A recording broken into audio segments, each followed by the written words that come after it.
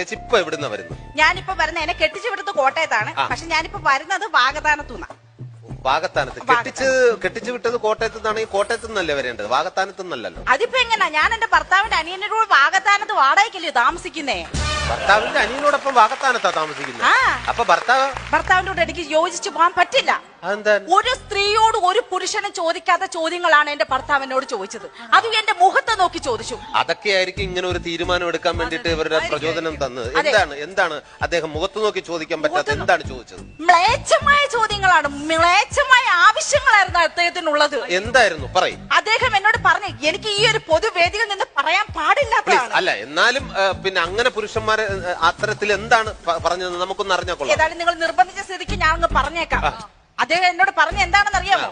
ഭർത്താവ് പറയാ, രാവിലെ 6 മണിക്ക് ഞാൻ എഴുന്നേക്കണം അത്രേ, അങ്ങർക്ക് ചായ ഉണ്ടാക്കി കൊടുക്കണം അത്രേ, അങ്ങനെ തുണികൾ കഴുകണം